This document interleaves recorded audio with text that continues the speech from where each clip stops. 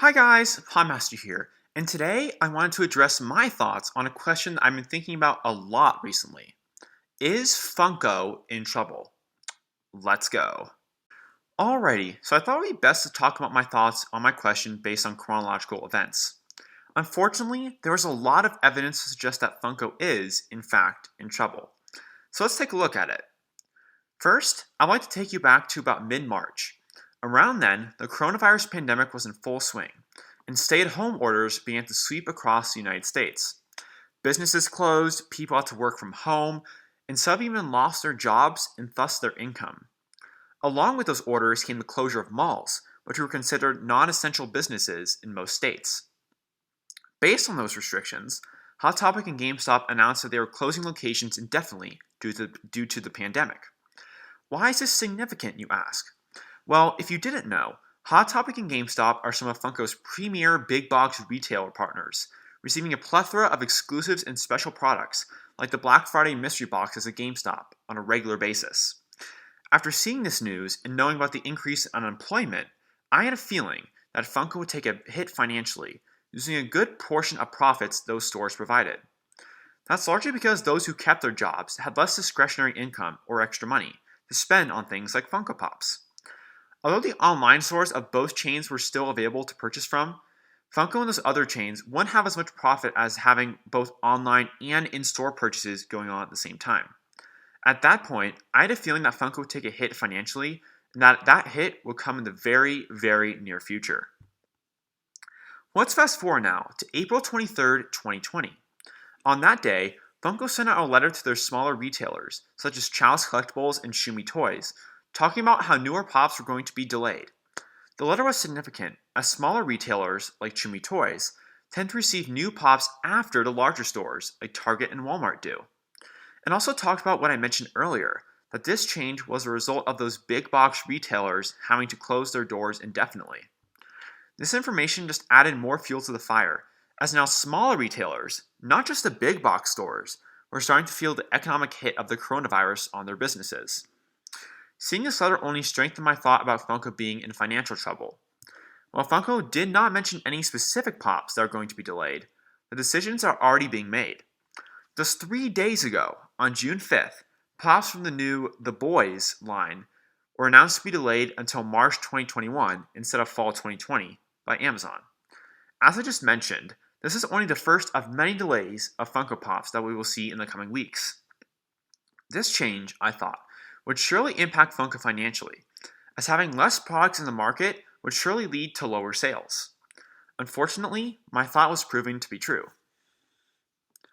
Now, I want to bring you guys to the present, or June 2020 as of this video's recording. This is when the effects of what I have mentioned so far really started to manifest themselves.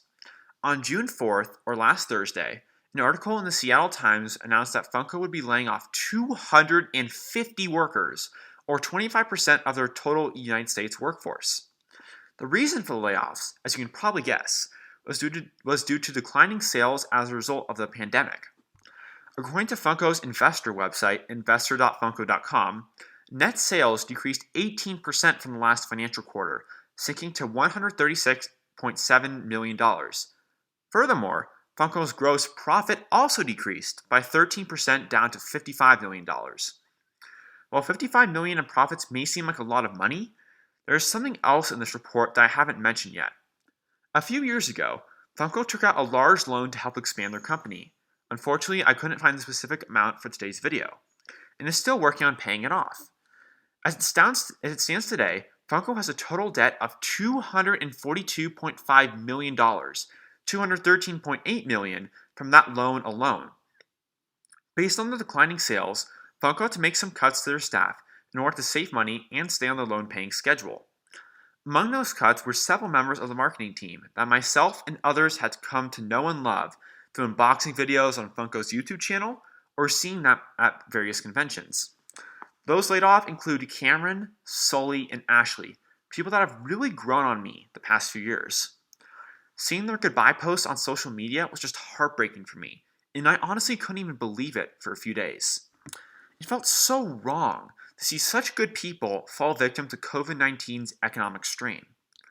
I know there were so many other great people at Funko that were let go, and my heart aches for them too. I wish them all the best in their future endeavors and hope they land on their feet when all this madness is over. Based on the information I provided, I've given a pretty bleak outlook for the future of Funko. Delayed products, financial cuts, and closed stores, just to name a few.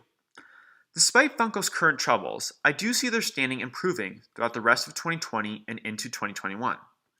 Last Friday, a jobs report came out in the US, stating that the unemployment rate had dropped to 13.3% from a previous high of 20%, and 2.5 million jobs were added in the month of May, which is one of the largest month-by-month increases in jobs on record. Although 13.3% is still an extremely high unemployment rate, it usually sits around 3 or 4%, this report shows that more and more people are returning to work, and thus have more and more money to spend on non-essential products, such as Funko Pops. Adding to this good fortune, malls across the country are beginning to reopen their doors. With that trend, Hot Topic and GameStop locations are also starting to reopen. Having those stores open will surely provide a boon to Funko's sales. Although they may face some stock shortages and backups for a few weeks, I'm sure they will be able to make it up for that in the near future and have new pops on the shelves very soon. To conclude, I do not believe that Funko has any serious long-term troubles. A lot of the things I have mentioned are only even temporary changes, such as the store closures. While it may take an extended period of time for Funko sales to fully recover to pre-pandemic levels, I fully expect that they will do so by the end of the year, and Funko will continue to make great collectibles for years to come. Alright, so that's all I have to say on the topic. But what do you think?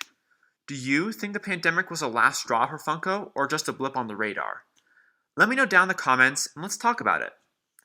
Anyways guys, this has been another episode of Popmaster. Thank you all so much for watching, and have a great day. Bye.